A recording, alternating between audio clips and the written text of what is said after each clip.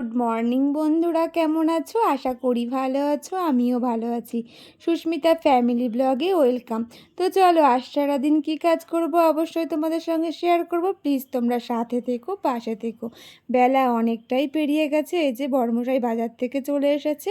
আর এই যে ডিম এনেছে। মনে হচ্ছিল না যে এটা মুরগির ডিম, কারণ মনে হচ্ছিল যে এটা কোনো পাখির ডিম কিছু, এমনভাবে আছে। তো সকাল সকাল একেবারে ডিমের অমলেট বসিয়ে দিয়েছি, কারণ আজ সকালে ভাত খাবে। ভাত, আলু সিদ্ধ, ডাল আর ডিমের অমলেট। এদিকে বাজার থেকে মাছ নিয়ে এসেছে, মাছটাও আমি একেবারে ধুয়ে নিলাম।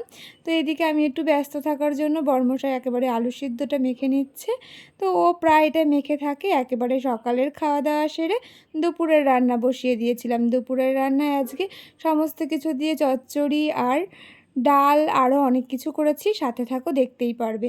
তো কিছু জামা কাপড় কাচার ছিল, কেচে নিয়েছিলাম, দিয়ে একেবারে ছাদে চলে গেছিলাম। আমি এটাই বলছিলাম যে কতদিন পর ছাদে আসলাম, যেন মানে কত যুগ মনে হচ্ছে, কারণ আমি প্রতিদিন ছাদে বিকেলবেলা এই জায়গাটায় গিয়ে দাঁড়াতাম, আমার খুব ভালো লাগে।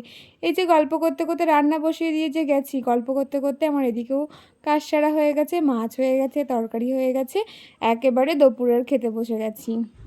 তো আমার শরীরটা এই দুদিন খুব একটা ভালো না, তো ভালো লাগছে না কিছু কাজ করতে, তবুও তো করতে হবে, খেতে হলেই করতে হবে, তো কিছু করার নেই।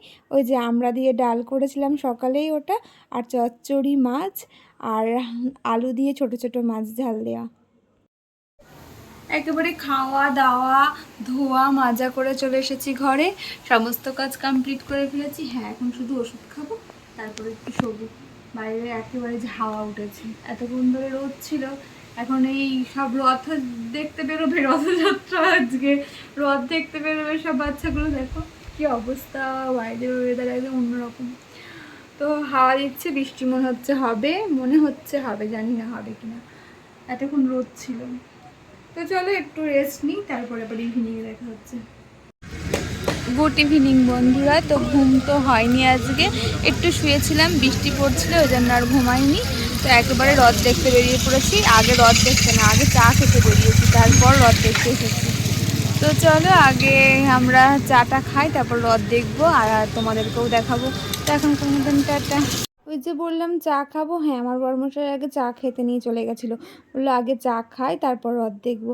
তো এখানে বৃষ্টি হয়েছে, খুবই বৃষ্টি হয়েছে দুপুরবেলায়।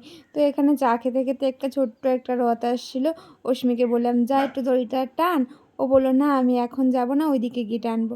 তো কি ভালো লাগছে, এই বাচ্চাগুলো কত সুন্দর রথ নিয়ে যাচ্ছে, আমার তো বেশ ভালো লাগছে। যে অস্মিকে একটা রথের দড়িটা আনতে দিয়ে দিয়েছি, আমি একটু ভিড় থেকে অ্যাভয়েড করে চলছিলাম, তার জন্য আমি ভিড় যেখানে সেখানে আমি যাইনি, ফাঁকা রাস্তাগুলোই যাচ্ছিলাম।